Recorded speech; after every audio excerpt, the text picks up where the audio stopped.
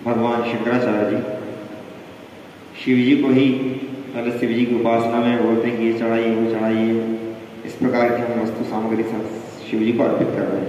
बाद में कहते हैं कि शिव जी हमारे इस शरीर को और हमारी इस आत्मा को आप अपना ही मान लीजिए, मुझ पे और तुझ में कोई भेद नहीं है, जीव ही ब्रह्म है, ये मेरी जो आत्मा है यही परमात्मा है।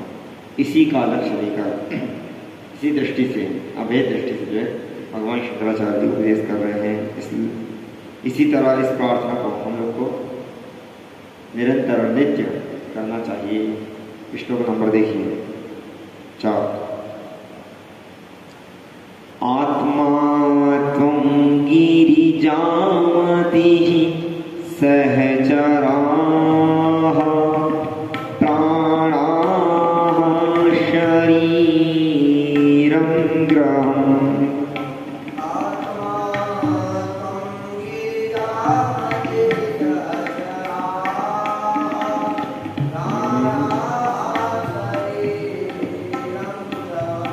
इसमें भगवान शंकराचार्य जी क्या कहते हैं? आत्मा तुम, मेरी जो आत्मा है, हे देवा ये महादेव, मेरी जो आत्मा है वही आप हैं,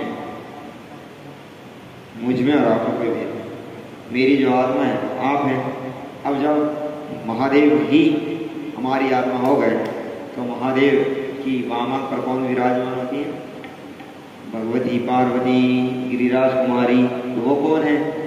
जब आत्मा ही महादेव हो गए तो शंभु हो गए, तो वो पार्वती कौन है? तो बोले मेरी जो बुद्धि है वही आपकी पार्वती है। आत्मा त्वं गिरिजामति ही, और मेरी इस बुद्धि ही तो आप जो अपनी पार्वती समझ लीजिए। बोले ठीक है, जो है सांब सदा शिवाय नमः, भगवती जो है हो गई, शिव जी हो गए। अब शिव जी के साथ और भी तो लोग रहते हैं, वो कहाँ जाएंगे? अब आप तो जो है महादेव को अपने हृदय बैठा लिए, आत्मा को ही अपनी महादेव बोल दिए, बुद्धि को पार्वती बोल दिए, और जो उनके साथ गण हैं वो कहाँ जाएंगे? तो बोले सहचरा प्राणाः, ये जितने भी मेरे जो प्राण हैं, 5 महाप्राण हैं, 5 प्राण हैं, तो ये जो मेरे प्राण हैं इन्हें ही आप अपना सहचर मान लीजिए। सहचर मतलब साथ में जो विचरण करता हो, महादेव के साथ जितने भी जो गण विचरण कर रहे हैं, आपके अंग आसपास जितने भी आपकी सेवा में जो सहचर हैं, उन्हें ही आप, मेरे जो 5 प्राण हैं उन्हें ही अपना सहचर मान लीजिए। आत्मा त्वं गिरिजामतिः सहचराः प्राणाः। अब ये सब रहेंगे कहाँ? जो है हमारी पार्वती और हमारे गण, ये सब कहाँ रहेंगे? तो बोले महाराज ये कहाँ रहते हैं? कहाँ रहते हैं? आत्मा कहाँ रहती है? आत्मा शरीर में रहती है। तो ये जो मेरा शरीर है, इसी को आप क्या मान लीजिए? अपना घर मान लीजिए ना। मेरे शरीर को ही अपना घर मान लीजिए। शरीरम ग्रहम्, इस शरीर को ही अपना घर मान के आप इस पर निवास करिए। और पूजा की सामग्री क्या होगी? पूजा कैसे करोगे? तो फिर बोलने जा रहे हैं क्या? पूजा ते विषयोपभोग रचना, हे विषयोपभोग रचना, निद्रा समाधि स्थिति,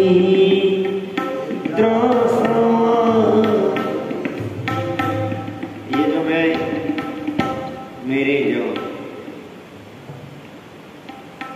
ज्ञान इंद्रियां हैं, कर्म इंद्रियां हैं, इन इंद्रियों के द्वारा जो विषय का उपभोग होगा। अब इंद्रिय ज्ञान श्रोत्र त्वक चक्षु रसना घ्राण, इनके द्वारा ये जिस विषय में जाकर, विषय क्या है? शब्द स्पर्श रूप रसगंध, इन विषयों का जब ये इंद्रियां उपभोग करेंगी तो उसे आप क्या मान लीजिए? अपनी पूजा मान लीजिए। पूजा ते, आपकी पूजा में ये मेरे इस शरीर के द्वारा जिन जिन इंद्रियों का जो विषय का अनुभव होगा उसी को जो है आप अपनी पूजा समझ लीजिए। पूजा ते विषयोपभोग रचना निद्रा समाधि स्थिति। और जब ये शरीर सो जाए, शयन करने लगे, जैसे क्या मान लीजिए समाधि में लीन हो गए हैं आप, इसी को जो है अपनी समाधि मान लीजिए। आगे अब प्रदक्षिणा की बारी।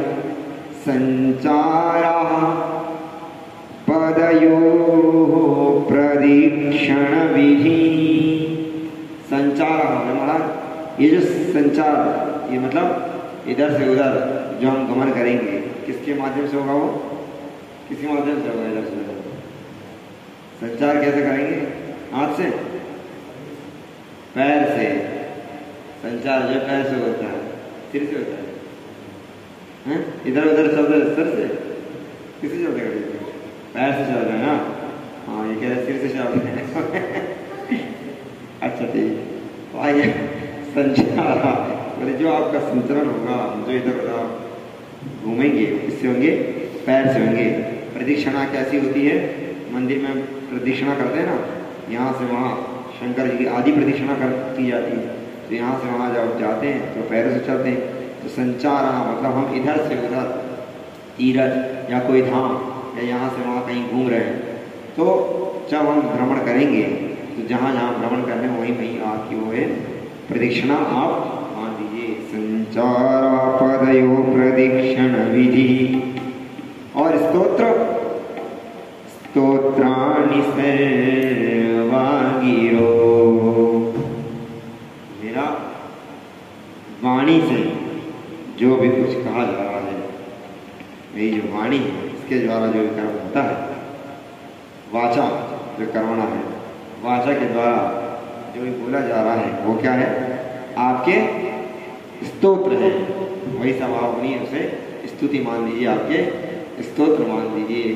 तो यह आपका जो प्रदक्षिणा हो गई और यह आपकी स्तुति हो गई, और ये शरीर में जितने भी जो थे प्राण, ये आपके सहचर हो गए, बुद्धि आपकी पत्नी हो गई और आत्मा आप स्वयं हो गए। इस प्रकार से इस शरीर के माध्यम से जो भी कुछ कर्म हो रहा है तो वह आप अपनी उपासना मान लीजिए।